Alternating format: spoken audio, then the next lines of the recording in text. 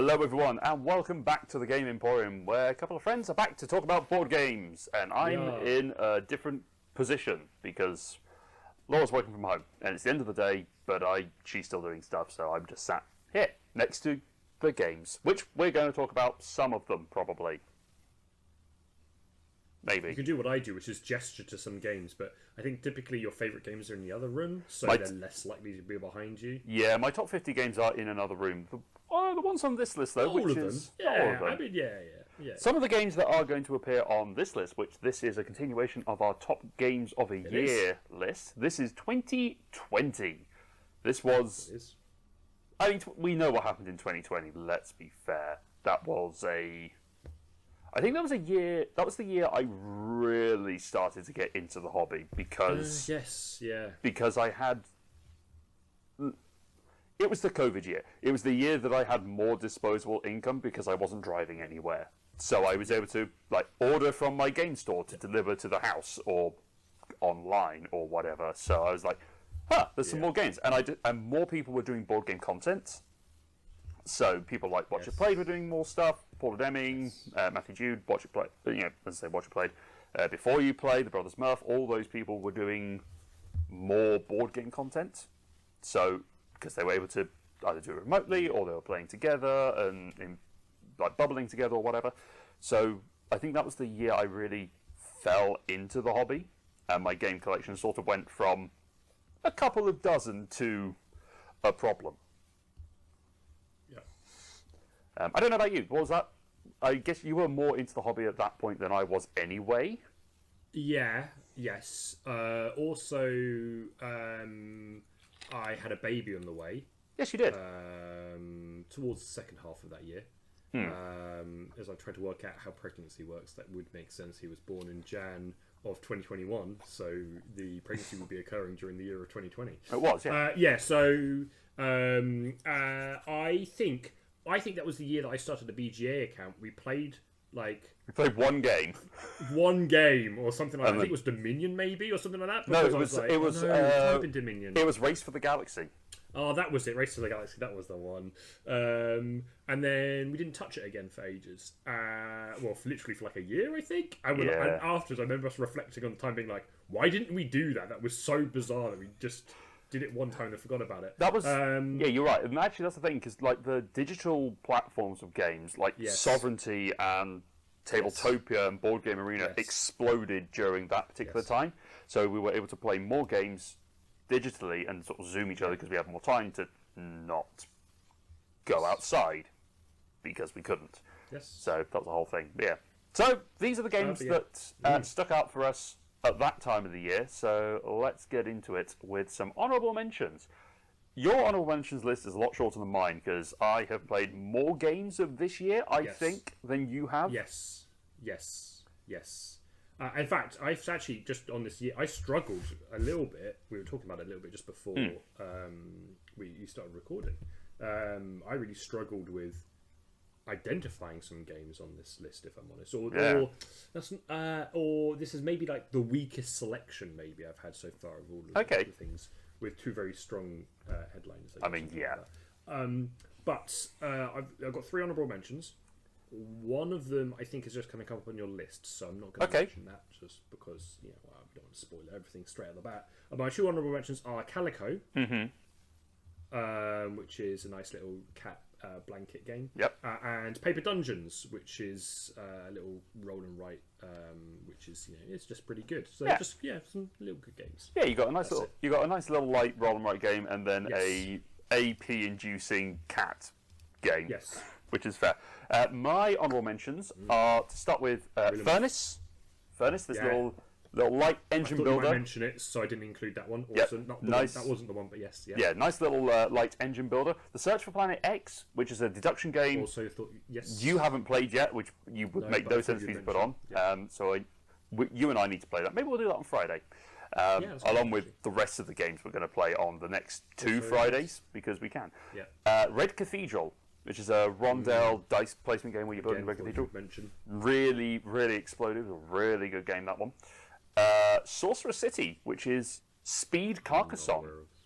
Oh, it's a speed tile placement game, which is really, really interesting. I've only played it once, but it's real good fun time.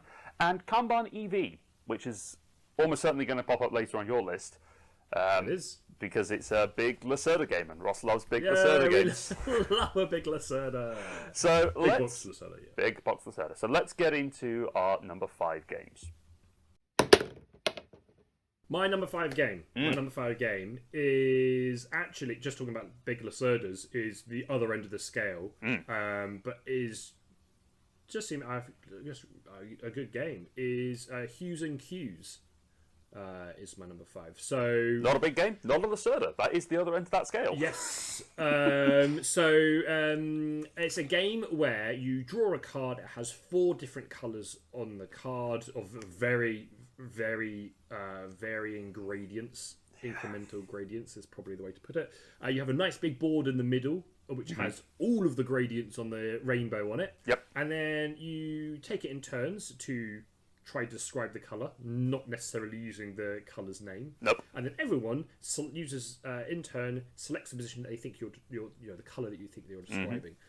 The reason why it's on my list is because I get suckered in, more recently been very suckered into heavy games.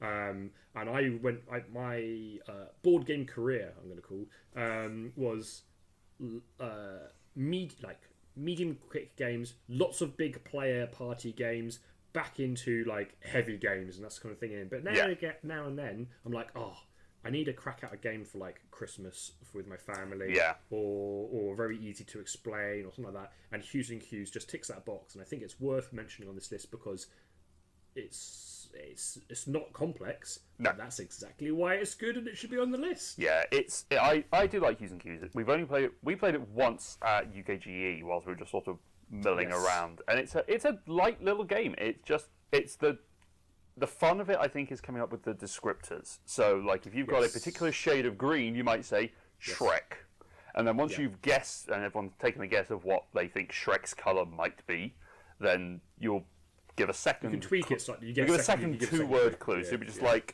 don't know, bogey, phlegm, I don't know, something like that. If you wanted to try and get it a little bit more narrowed down, and people were just like, you could have said lucky clover, but you went bogey phlegm. That's fine. Yeah, that's what happens when I'm under pressure and I have to think of words. This is why I'm not good at code names.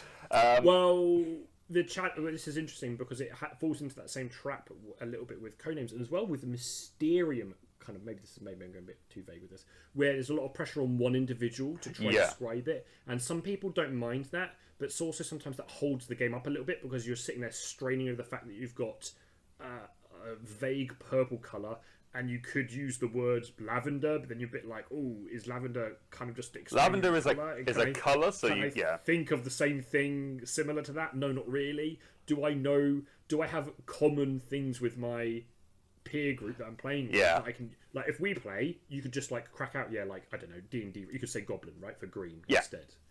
But I played. I can't remember what the clue was now, which shows how vague it was. I played with my family. My dad mentioned, I think it was like a tub, an old packaging for like a sweet. It might have been a cleaning product. It might have been a cleaning product actually. It was like a particular purple color.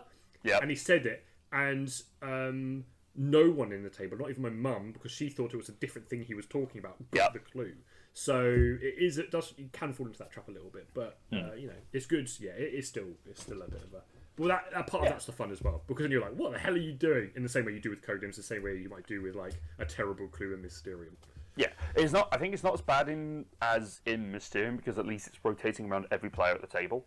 Yes, they do get. Everyone gets 2 goes, and you're scoring points. So it is competitive rather than cooperative. Which is, a little bit better, but you obviously want to give clues that are good enough so that you also score points, which is kind of thing. Yes. So yeah, I did admit, yeah. Hughes and Cues is good. My number 5 is probably mine and Laura's go-to small card game that we take with us. Nice. This is Marvel Love Letter. So Inventing on a Marvel Love Letter game is the full title of it. But effectively what it is, if you know Love Letter, that's a game where you've got a bunch of cards where you're playing them out, they've got different values and different powers, and you're trying to end up with the princess or the highest card at the end of the game, or to eliminate everyone else by whatever means necessary. In Infinity Gauntlet, a Marvel Love Letter game, it's slightly twisted in that you're playing. It's effectively one against many. One person plays as Thanos with the Infinity Gauntlet, and his objective is to gather all of the 6 Infinity Stones, either in their hands or on the table. We have a house rule variant, which is irrelevant. Everyone else at the table is playing as the Avengers. And Thanos has an advantage that he has 2 cards in his hand, he draws a third, and then plays one. So he's always got 2 cards in his hand to choose from. But obviously he then has to wait for everyone else to take their turn. So if you're playing 2-player, like Laura and I often do, the Avengers side takes 2 turns back to back. So it's kind of like playing a 3-player game to balance it out a little bit. But you've got all these different Avenger characters that will pop out, and they'll do pretty much similar things to doing it in the regular Love Letter. And it's just a really interesting little variant. And it's just light, it's small, there's little power-up tokens. I just think it's a better version than regular Love Letter. Because Love Letter, I don't like player elimination. It's fine at 2. I think anything beyond that is a bit of a problem. Whereas in this game, you've got a health tracker, so you can kind of see how the progress is going. So you kind of defeat Thanos, or you can defeat the Avengers and just sort of whittle them down. And I think it's just a better game, frankly, which is why it's on this list. In defense of Love Letter, obviously player elimination, yes, but quick games at least, right? So, yeah. Player elimination in a game that lasts less than 5 minutes is not really a problem. But it's a little bit luck based on in regular Love Letter, I think, because you can just guess randomly and read right, and you're like, well, guess I'm out for 10 minutes. Cool. That's our number 5 games. So let's talk about number 4. So my number 4, having said on our previous list, the 2019 list, that it's probably not going to come up, I had a rethink about it. It's Viscounts of the West Kingdom. That was the game that was on my honourable mentions that I wasn't going to mention because I had assumed that it might appear in your list still. So. Yeah, I am denied about this one. Not because it's not a good game, it is. It's in part of the West Kingdom system, or trilogy from Garfield Games. And in this one, what you're doing is, it's a deck builder where you're sort of a slow deck builder where you're playing up cards into a row, and you're using the icons that are there to do one of 4 different actions depending on the icon. It makes the action stronger. So you're either building stuff out, you're improving on the castle, and you're moving around, all sorts of things. But in the theme of the game, you are trying to decide whether or not the kingdom goes to riches or to ruin, depending on whatever you feel like doing. And it has a really interesting swing mechanism where you can just try and go all in on particular items. You can get more cards that will boost into that hand. Dismissing your the townsfolk makes things interesting. It's a really interesting game. The only reason it's not higher, I think, is because I haven't played it in person with more than just me. I've played it a lot solo. Let's add it to Friday's list. Well, like I said, we could do. I want to do all of the West Kingdom with the Tome Saga, so that we can pencil that in for a Friday, potentially. But it's a good game. I like a deck builder. It's a deck builder with a difference, and I played last night, in fact, Ezra and Nehemiah, which is a new Garfield Games game, which borrows that system a little bit, in that you play cards down and you use the icons, sort of combo off each other. So I think it's got a lot of potential. I need to play it more. I need to play it in person. I need to play it with people is probably the key thing. Because the first time we played it, we got it wrong. So we need to actually give it a go physically and see how it goes. But I really like it. It is, in my opinion, it's the weaker of the West Kingdom games. But that opinion might be coloured by the fact I've only played it once digitally and then physically solo.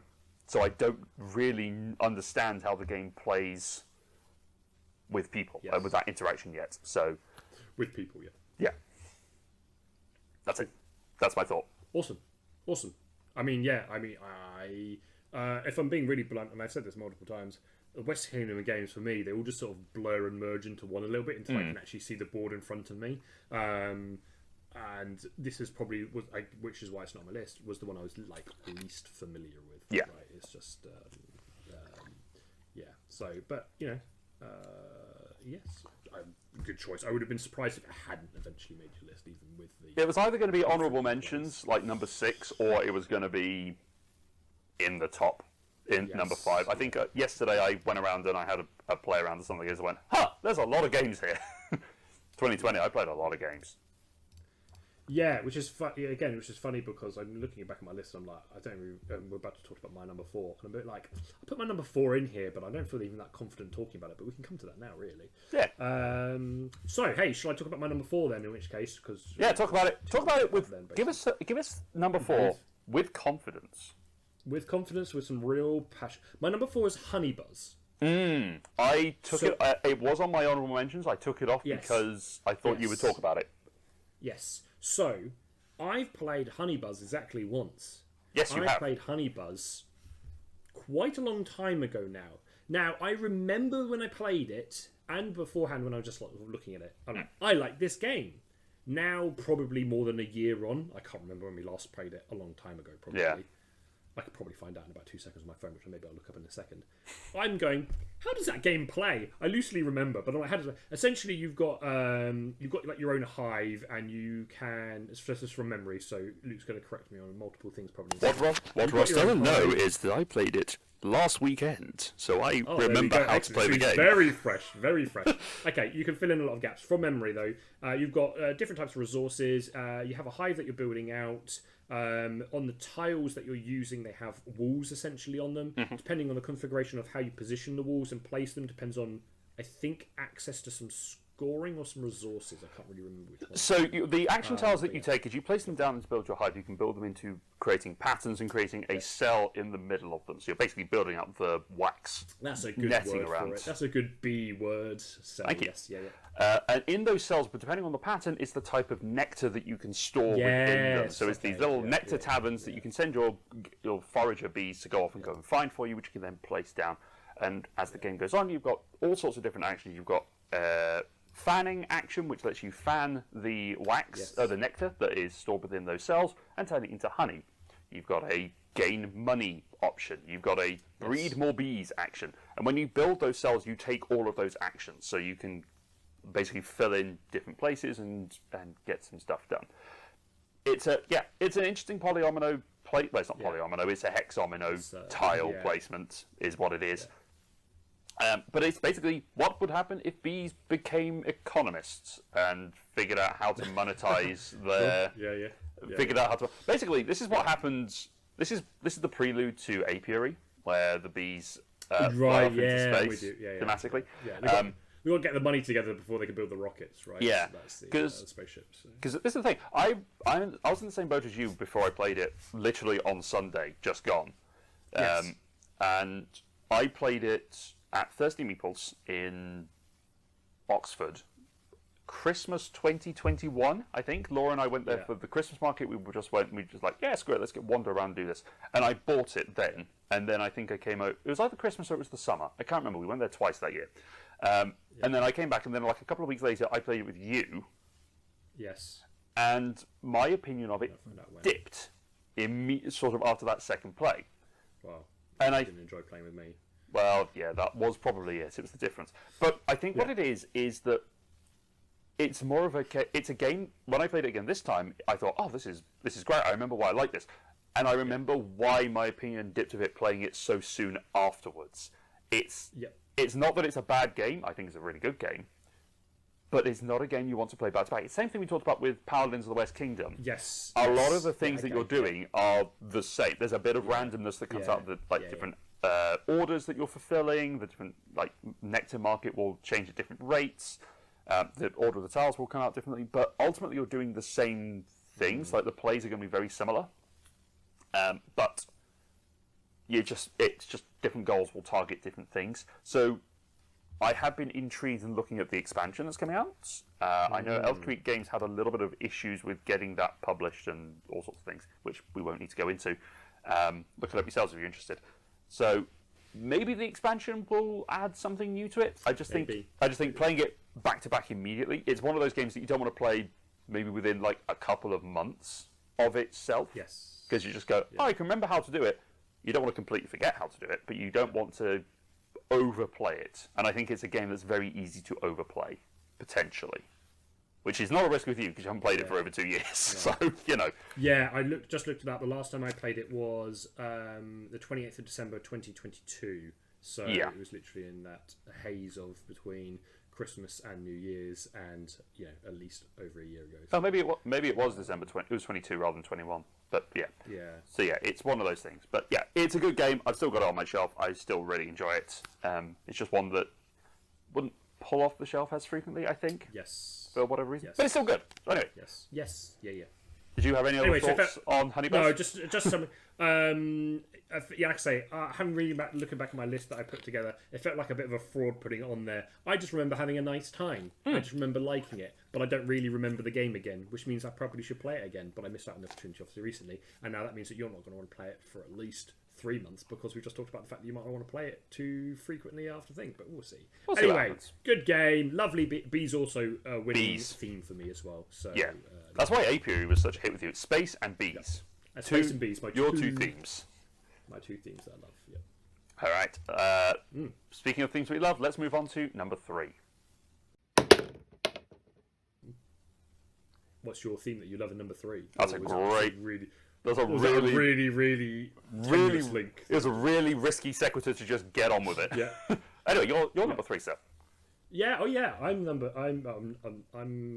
number. You're number 3. You're number 3. Well, actually, here we go. Not a theme, but a mechanic that I do like, which is roll and writes. Oh yes. So here we go. I rescued your potentially risky link there. Is My City is my number 3. So really, I didn't think you liked this when we played it. So I tell you, and maybe this is not a reason again. This whole, I keep caveating, this whole list I was kind of a bit like, oh, this is hard. Not because I don't love any of these games like I have with the previous list that we've gone through. Sorry, my doorbell just went for some reason. I'm not quite sure what that was for, but Laura's around. She can grab it. Possibly. But actually, yeah, we'll hang fire for 1 second. I'll just go check that out. Just this. Anyway, well, anyway, I'm back. Ross's number 3 game is My City. Oh, yeah, number 3. A roll and write, which it isn't. Yes. And a game that when we played it, he didn't really enjoy. Tell us more about why it's number 3, Ross. Yeah, I didn't really mean roll and write. This is why we needed to say these things. Hold on, there we go. Here we go. This is what we're going to do. So, I did, My City I was a bit like on the fence about, and this whole list was a bit difficult to do, to be honest, because a little bit I was like, I don't love any of these games, but actually it wasn't that bad of a legacy game when we played it. No. It had some issues with it a little bit. The main thing that really frustrated me was that I couldn't mirror the tiles. Yeah, that was the annoying feature. That was the biggest annoyance. So probably should say what My City. You don't know what My City is. I'm getting too scrambled by my own thoughts here and the interruption of someone knocking at your door. Okay. Basically, tiles are available. You place them on the board. You're trying to essentially build a city. There are tiles of different colours which represent buildings. Typically, you group them together some points. You can try and avoid putting on trees, try and avoid putting on rocks. But then there's a campaign or legacy element to this, where essentially you might, in one instance, want to cover all of your trees to score bonus points, or you might want to, I don't know. Then you can put churches in, and you have to surround the churches with a thing. So there's like some spoiler alert if you haven't played the game, but it has also been out for 3 years. So if you haven't played it by now, and very mild spoilers, very very mild spoilers. I think. Anyway, so there's some elements to that. I think the thing which made me like it more, my reference to the roll and write, is because actually I played the roll and write version. Yeah.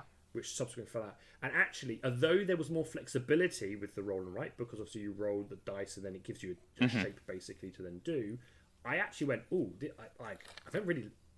This seems like a worse legacy element to it. It doesn't seem as interactive. I don't feel like I'm actually making a city. I just feel like I'm playing continuous games, but with a slightly different rule set each time. Yeah. Rather than as I'm carrying something over from the last time. And I went, actually thinking about it, I was probably being overly critical of it, and a little bit as well. I'm comparing to other games, which I'm like, oh, this is I don't know. If I'm like, oh, well, what game am I going to play in this realm? I would probably look at something like, I don't know, Cartographers, for example, instead, which Yeah. I love, right? So, yeah, that's kind of my Yeah, that's where my brain went. I've played through My Cities campaign because it's available on Board Game Arena. So I've played through the campaign of that a couple of Pause 1 times. second, Luke. Sorry, Luke, hold on a second. Hold on a second. I've lost audio in our continual thing of things going wrong. Ooh, where did you lose audio? I now have audio again. Excellent. So, Where did you lose audio? Or literally just as you started talking, Oh. I lost it in my headset. But it's probably still. Well, I literally just as soon as you started. So everything. Put a break in, and then just start talking again, and you should be fine. You should be able to continue the conversation. So Basically, you couldn't hear me, is what you're saying. I couldn't hear you, basically. Yeah. Okay, fine. Tech problems, Joe. So I played through My City 3 times, as I was saying, because it's available on Board Game Arena, so you can play through it relatively easily. Same as the My City roll and build. I actually preferred the roll and build, personally, in terms of the gameplay, because I got more irritated. The campaign version, I didn't really care for the campaign story mode of either. Like, personally, I don't. I think it's very difficult for some people to get a excellent campaign and an excellent story. Yes. Like, the two things aren't necessarily synonymous. And in this one, it was just a mechanism for introducing new rules, as you said. So it wasn't really that much of an issue. Yeah. I got too annoyed by not being able to flip the tiles in My City, the base game, that it was just a problem, and I was like, it's a lot harder to enjoy because it's like this is just constantly frustrating, and there was a little bit too much luck based on when stuff would come. And there's also a runaway leader problem, I think, with the My City, which is a real issue. Like, you could do really well in the first like 5 chapters of the 12 or 24 or however many there are. I can't remember. And then something happens, and then suddenly you're lost, and you can't do anything to keep up with it. Yeah, which is a little frustrating. I'd say the weird thing about that as well is sometimes there is a catch-up mechanic, and so you try and then predict and be like, well, I'm going to lose anyway, so at least I'll get a benefit. An example of that, again, I'm sorry for spoilers, you're just going to have to suffer, everyone who wants to play this game thing. But for example, one of them is like a different sized church you have to put down. Yeah. So if you come, I think it's this way around, if you come last, you get a very small, literal one space segment that you put down. It's 2 by 1. I think it's a small one. I think it's the other way around, actually. I think if you win, you get the smallest one, and if you're I think. I don't know. It doesn't really matter. You get different size churches, which are sometimes it's a benefit and sometimes it's a curse, right? Yeah. So you can't bank on either one because you don't know what's coming up. So sometimes you might be like, oh, I'm going to lose anyway, so it's fine, and then you'll be like, oh well, it's great. Okay, I have a smaller piece to put down, or I have an extra benefit to use next time that's going to help me catch up. But sometimes you'll lose or win, and actually you'll get the reverse happen, and then the leader will get the benefit, and then you will fall further behind. Yeah. And so you can't actively predict. It needed to be consistent, basically, is where I'm going with that, which is either it needs to be, if you're the winner, you get the advantage for winning that round. The problem is that you definitely do get a runaway winner at that point. Yeah. Or if you're the loser, then at least you can bank on some sort of like catch-up mechanic along the way. But if you do... and obviously that wasn't the case for the game, so I think that's kind of some of the hurdles on it. Yeah, I mean, I've heard that My Island, which is the follow-up to the 2, is a lot better. Yeah. I don't know whether I'm going to run the risk and pull the trigger on it, to be perfectly honest. So who knows? We've got so many other games to play. Like, this is my shelf of shit. I haven't played any of these games. I need to play these first. Yes. So we need to give it a go. We'll probably play some of them on Friday. Yeah. Just basically, you're not going to leave all weekend.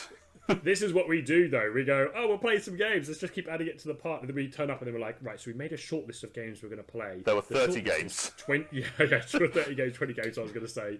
And then we go, and then we think about it for half an hour about what game we're going to start off with in the attempt to try and squeeze them all in, knowing full well that we won't. We won't, but there we go. Anyway, so yeah, that was your number 3. My number 3 is a game that I have played twice now. And I loved it so much when I played it the first time, I went and got another copy for myself because it was, even though it's a game that my sister-in-law owns, I wanted it for myself. And this is Merv, Heart of the Silk Road. So the reason why this one's coming up really nicely on my list because Ross has recently discovered he has a particular love of an artist, Ian O'Toole yes, art. Ian O'Toole. Yes, And coming out, I think in the last week or so, this month certainly, literally. is Last week, the spiritual follow-up to Merv, which is Sankore, which is all about building a university. But in Merv, it's the Hudson Silk Road. You are basically working around doing all sorts of different actions, trading spices within this. You're trying to build up the city of Merv as a great trade town. Yes. And there's all sorts of different actions that you can do. You're trying to defend the city within the centre of it. There's a whole host of stuff, which is, quite frankly, I'm not doing it anywhere near enough justice. It's a absolutely stunning board, which I'll probably put a picture of it floating around over the screen, because it is absolutely gorgeous, this game. But it's a good, crunchy game, and it's... Laura and I played it with Rich, Laura's brother-in-law, and we just sort of sat there and went, this is a lot, but I love it. It's real good. It's the sort of depth and strategy and the multitude of actions, the real point salad of the game. There's so much you can do in this game, and I'm really interested to see what Sankore does, because it's like Merv is a 3.4 something on the weight, I think, off the top of my head. Sankore is 4.05. Yeah. So it's just in heaviness, and I'm fascinated to see how that one will turn out. Plus, it's stunning. Yes. As you mentioned it. Yes, I'm really keen on playing Sankore, and I think because of that, I want to play Merv. One definitely is probably in the, I don't know, top 3 or something games that I'm most keen to be trying, basically. Yeah. To make sure that.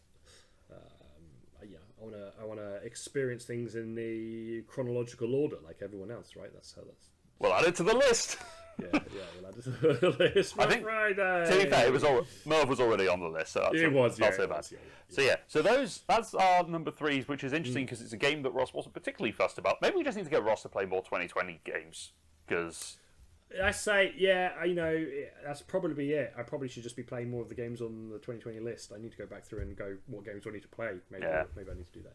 Maybe that's what we need to do, because I know exactly what his next 2 are going to be. So we're gonna come back to that in a moment, and we'll go into our number 2s.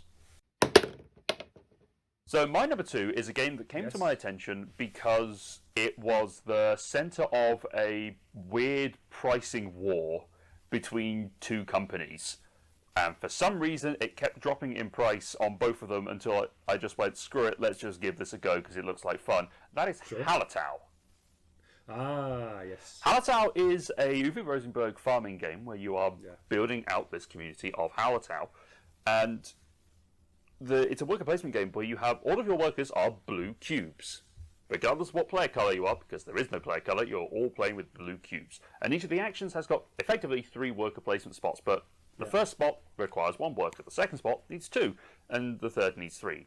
But the gameplay is basically you're trying to gather resources so that you can complete contracts in your hand, that you're going to pick up different cards, they're going to have different costs that you need to pay for them, and you're trying to move this barn across a board so that you can move boulders out of the way and score a butt ton of points. It's really weird to explain. That bit always weirds me out because I'm like, how does that? I guess probably the better way of looking at maybe is we're building the civilization, expanding the barn. That might be a better way of describing it. I guess out into the field and you're moving stuff out of the way, but mechanically you are just literally just moving it across the thing. Yes, you're just sliding the cardboard. But it's a really interesting farming game where you're going around, you're trying to get food and crops, and the way it works is that the crops will go into the field at a certain level depending on how fertile the soil is. But over time, if you reap what you sow from that field, you gain it all back, you'll get that much back, but the field will become less powerful as time goes on. If you let it go fallow, it will recover and you can gain more crops from it next time. And it's a really nice, and the sheep, it's got a weird mechanism with the sheep where they will, if they're still in a field after 3 rounds, they die. But you can give them additional life, where they just sort of meander and you can look after your sheep so they can become immortal after a while, which is a really bizarre... I like to imagine that what happens is that you're just not shearing them, and then they grow so much wool that they turn into a ball and they just roll off, I don't know, out of your property, basically. And just bounce away. So now and then you have to give them a little trim just to keep them in. That's how I'm imagining it. So, Sure. That's probably a nicer way to say it. Well, this is one of the only ones that you like, isn't it? Because Yeah, I'm not a Uwe. I'm not a huge Uwe yeah. fan. This is probably my favorite Uwe. Feast for Odin is probably second in this list, and there's a lot of Uwe games I haven't played, but there's a lot of Uwe games I have played, and I just haven't liked them. But there's a reason for this, because there's a specific mechanic that doesn't exist in this. It's feeding your people. Yeah. Yes, in other ones, and I think that's always very interesting, because it's just interesting that that's the one thing you like, because we always talk about it sometimes. Something it's just like a little one thing that you're just a bit like about on a game, and I think obviously because it's twice for my city couldn't flip the tiles. That's annoying. For you with Uwe games is you have to feed your family. And it's another thing that you got to like maintain. But it's not so bad in things like Feast for Odin, where you can gather in resources are very easy to get. I think it's specifically Agricola where gaining food is more of the game is not so much about the farming; it's more about having enough food to feed your people so you don't get punished, which is ridiculous. I don't mind it in Stone Age, which is up there somewhere. Feeding people in Stone Age isn't difficult. You can pay other resources to feed it, whereas in Agricola it's just very punishing, and I don't like that so much. Yeah, that's fair. I really enjoyed it when we played it, and it's a good example of a game which has lots of small, simple mechanics to make a bigger engine or concept or game that works really well. So yeah, you've mentioned loads of them, but even like the worker placement element, where you're not like you are kind of hogging spaces, but you're not like you're just a single worker that you're just trying to race to get the best space. You can actually make a bit of a strategic decision of, do I spend 3 cubes doing this very specific thing that I want to do because other people have taken the spaces there, or do I spend my 1 cube somewhere else, but don't get maybe as leverage as much of an advantage this time round, and hope that next round I will be able to get that access to that space. And I think one of the key things about this game is the cards. Like, there's a lot of elements in this cards of like building a income from these cards, of getting these different things, or endgame scoring, or all sorts of different things from actually these different sets of cards. And there's like 4 different decks, but there's like 6 different sets of cards that you can play in different orientations, or something stupid like that. And it just comes in this really big box. It's got nice chunky pieces. It's good. It's good. It's just a good. It's a great Uwe. It should have been my honourables, really. It's a good game. I think I just must have dodged it on the list when I was scrolling through. That's fair. That's fair. It's redeemed 2020 for me a little bit, because that's a great game for that year. So. It is, yeah. Hey, do you want to guess my number 2? Well, now this is an interesting question, because the two I'm fairly certain I know what the 2 games are. Let's be honest, they're both. We don't even have to play coy here. They're both. They're both over your shoulder. They're literally over my shoulder. We know I'm a Lacerda fan. I'm fairly certain that it's going to be On Mars is your number 2. It's On Mars. I had them the other way round. Oh, did you? On Mars is my number 1. Interesting, because when we were talking about them, you had them. The last time we spoke about them, you said you preferred Kanban, which is your number 1. Yes. So, which is your number? Which I'm guessing Kanban is your number 2 on that basis. Yes. So, Kanban's my Kanban EV, to be specific, is my number 2. I think this switch around a little bit more recently has been because I played Vinos recently. Yes. And as I mentioned to you, they are sort of similar. Don't crucify me, people who might think otherwise. Sort of similar games, but I prefer Vinos. So then I'm like, okay, well, how do I rank that versus Vinos versus then other games? And I'm like, versus On Mars. Actually, I quite like On Mars more, I think, maybe than Vinos, but maybe it's the theme that's carrying it more for me in that regard. Potentially. Maybe. So, anyway, so Kanban. So, Kanban. So, anyway, this is how I've ended up with Kanban number 2. Kanban. So, basically, you are in a car manufacturer. Now, when I first heard about this game, I thought, hey, you're all companies trying to make cars as efficiently as you can. This is not true. No. We're all employees working in the same factory, essentially, trying to be the best boss. Be the best employee and impress your boss. Basically, yeah. What I'm trying to say. So you move between all the different stations. You have to keep moving between these stations to make sure that it's a typical kind of worker placement-esque things. Yeah. Depending on which which station you select, changes which order you do. But essentially, you're trying to move cars through production, so you need to find a blueprint, essentially the design for the car. You need to get the materials. You need to then produce the car. You need to test the car, basically. So you go through all these different steps to do that. And yeah, you're trying to score points essentially, but like I say, by being the best employee, not necessarily by producing the best car. Typically, you do that by designing, producing, and testing components all within one car kind of ecosystem. So you pick a car, and you're really good at doing that one car. Essentially, is the you're the SUV guy, or you're the sports car. Yeah, no, sort of maximize your points on that. So, and there's some end game scoring based on like how many designs you've done, how many cars of a particular color, and all that bit. Which is always where I lose. Every time I lose a Lacerda game is on an end game scoring element. And every time I win, every time I win a Lacerda game, it's because of end game scoring. Yeah.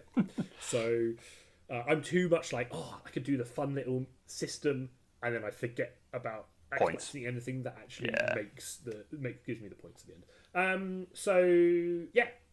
So it's just it's a really good game. And there's also Sharon, the HR lady, who's running around doing. Is it Sharon? And chastising you for not being as good as your fellow employees in a particular area. Yeah, it's basically on your training. She just basically runs around and just with a clipboard and just bops you on the head and says work harder, kind of thing, which is interesting. So it's an interesting mechanism. There is some end game scoring elements that we disagree with. Like there's the effectively the education tracks or the training tracks that you have for each of the different areas. Where if you are first into a particular spot and other people come and land afterwards. Somehow you are last in that run, which doesn't make sense to me because thematically it would make sense that you have had the training first, therefore you understand the product, you've had more time putting it into practice, as opposed to someone who's just turned up and has literally had a 3-day training course. Yeah, I guess maybe the argument you could make against that is like you've become complacent in that tool. Maybe. And so the person who has had the most recent training is the one who gets. They've got the good habits. It's weird because it creates a weird sort of scenario, which maybe was the intent, to be fair, where you're pushing yourself far enough along the track that you don't get punished, but also not overperforming so that someone else can come up behind you and just snipe the victory points at the end of the game, basically, because they have the last one in. So we didn't love that as much, to be fair. That was probably, if I house ruled anything off that game, it would probably be that. Yeah, I like Kanban. I'm not as. I think it's the Lacerda game I like the most. I haven't fallen as in love with Lacerda games as you have. I do enjoy them. I do enjoy playing a Lacerda game. It's just a case of, okay, I need to prepare myself that this is going to be the next 3 to 4 hours of my life. Yeah, kind of thing. Again, Vinos. You need to play Vinos. Much shorter game. I think we need to play that with you. I think we'll enjoy that. Yeah, probably. All right, so that is our 2020 games at number 2. Let's see what we've got at our number 1s, which we've kind of talked about Ross's already, so he will go first into this. Oh, sure, yeah. So, my number 1, hey, can anyone guess it? It's on Mars. Yeah. So, another Lacerda game. Essentially colonizing Mars, unsurprisingly. The kind of the one of the main concepts, I guess, really is that you're moving between space, the space station outside, and the planet itself. So certain actions are only available on either side of the board. You essentially are waiting for opportunities to get the transport back and forth on there in order to do those actions. So it moves between rounds. So you've got to try time it right to make sure you're either in space or on the ground, depending what actions you want to do. There's a little bit of you put like structures down on the game board on the planet's surface, and you essentially get points for grouping things together a little bit on a particular types and colours. And then you also have rovers which you can move around and pick some stuff up off the planet's surface, and that gives you some extra resources or tools and stuff that you can use. And you also have a tech tree essentially that you can move up by researching certain points, moves you along and get some benefits. So I think that's mostly a summary of what could be or is one of the more complex games. There's a bunch of resources as well. That's the other thing to mention. So you've got like plant life, water, oxygen. I think it's materials and oxygen. Materials and oxygen, I think, are the 4. And they will slide up and depend. And you're trying to, again, a little bit from me, trying to keep it consistent on how many you've got, because when they all move up, the main space station sort of tile piece moves up in line with that, and you basically trigger some benefits and bonuses as you go along as you do that. So, probably one of the more complex Lacerdas. And a very pretty game, I think, very colourful game. Tall art.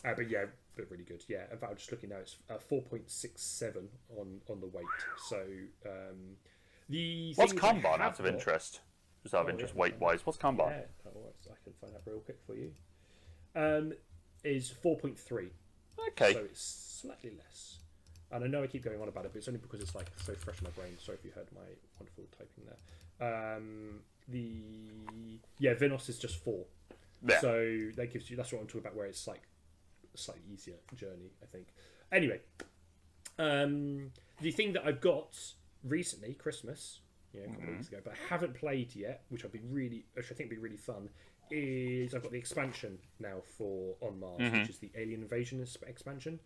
And so that brings in, it's kind of, I don't really want to call it campaign. It's like story. There's 5 missions essentially that it adds. Yeah. Aliens are invading, but depending on which mission you play, depends on player count mostly, or the type of experience that you want. I don't know if you know this, but there's one of them is a single player only mission.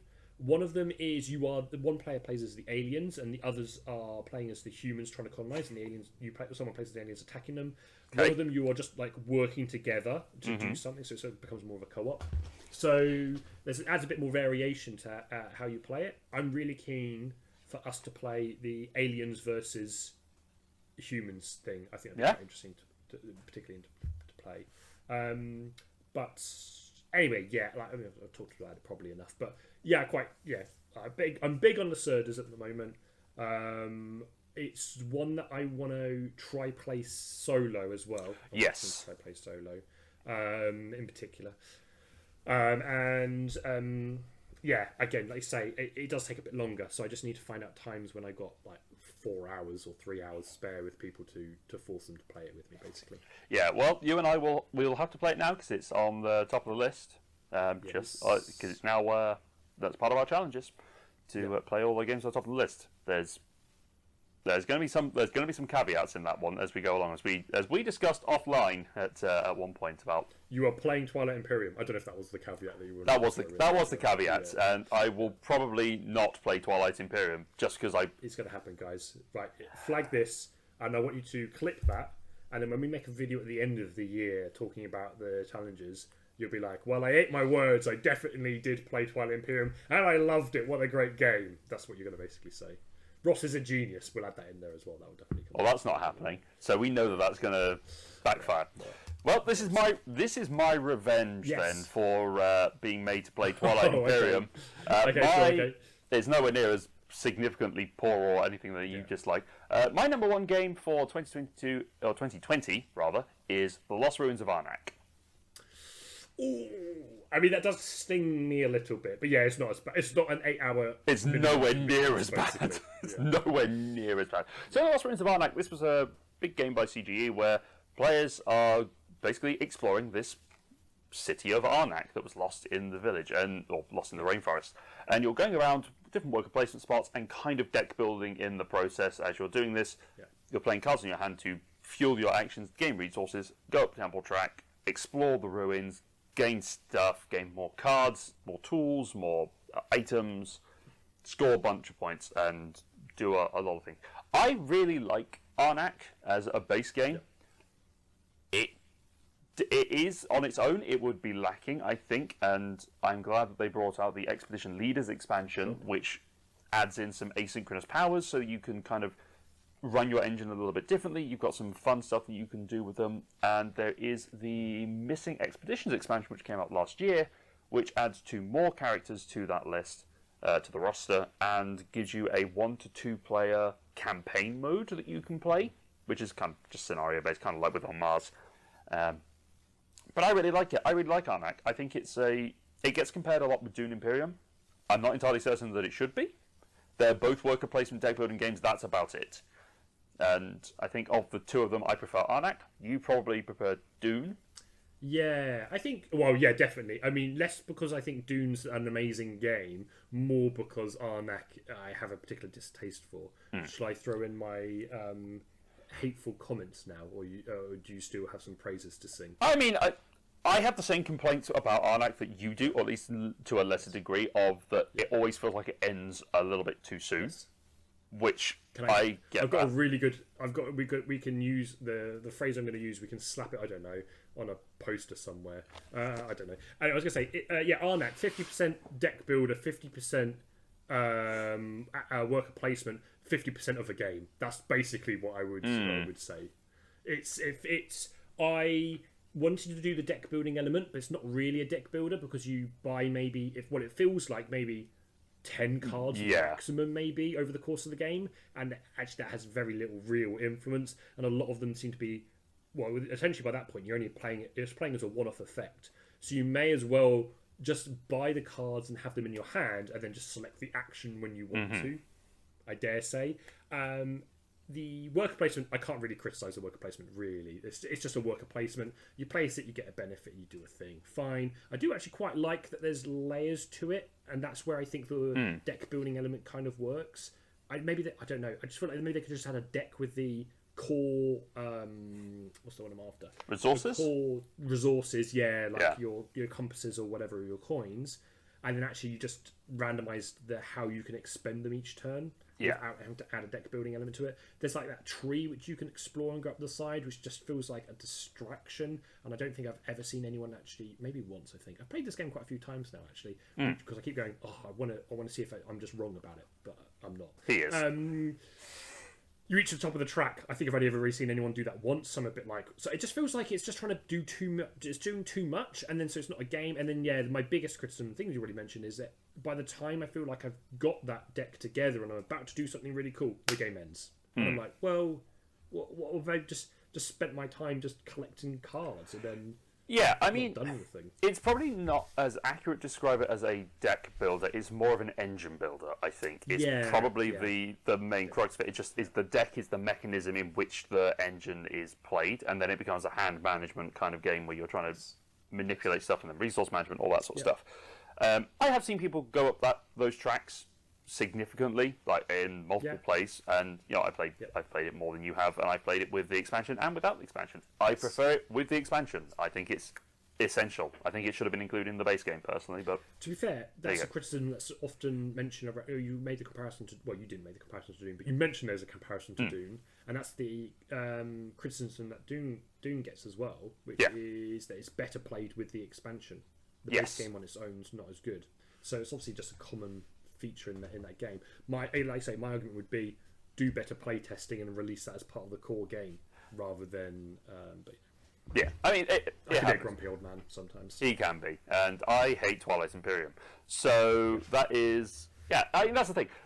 Like we'll try it with the expansion. That may change your mind. It may not. It may solidify it, and in which case that might just be a case of okay, we just don't play it again together, and that's fine. I mean, I like it. It's up there somewhere. I think it's up there somewhere. Well, I have to play it now because it is on the list, right? So we might as well have one last hurrah and hope that I have a moment of revelation. And maybe at the end of the year, you can clip. I can clip this criticizing it, and then I can come back and say, yeah, you know what, Luke, you were the genius. It is a good game. We will see. Yeah, but it doesn't. Ultimately, it doesn't matter what we think of this game because these are our opinions, these are our lists, and it is what it is. Our opinions are very important. They're very important to us, but you know what.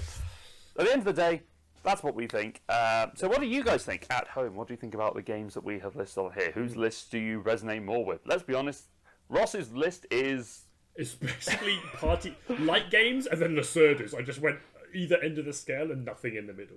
Yeah, and then three games that were kind of like, I kind of remember these, but I also have criticisms of these. So this isn't your... this wasn't your year, I think. It wasn't. Again, very quickly, in direct comparison to literally our last video, 2019, where it's like there were so many good games, like I was trying to figure out which five to shovel in, basically. Yeah. So yeah, it was very, very stark contrast. But it might just be you haven't played them, and that's the thing. It does happen. There's a lot of stuff in these lists that we haven't played. So if there are games out there that we haven't played yet, let us know. Let us know what games you think we Please should do that as well. Yeah. give a go from 2020. Are there any favourites of yours that we've missed out? Maybe that hidden gem was tucked in there all along. I don't know if The Crew came out. Maybe it's the friends that we make along the way. Yeah. And don't tell us that Dune is better than Lost Ruins of Arnak, because I will disagree with you. So, And I will agree with you. Yeah, and that's how friendships and board game marriages are ended. Yep. It's over comment disputes. But if you want to leave a comment, by all means do that, and please do. Ross and I will just respond just comedically back to each other and just like, no, it isn't. Yes, it is. You idiot. Yeah. Anyway. So yeah, that's it. If you like what you see here, do the like, the subscribe, and do all the things. We will be back soon with our 2021 games, where we will talk about the games that release in 2021. I already know that I have to make a change for. I know what my number one for 2021 is, but for the purposes of this challenge, I have to pick a different game because it won't work for us. We'll find out what that is next time. So there you go. There's that little cliffhanger. Until then, take care of yourselves. We'll see you next time. Bye.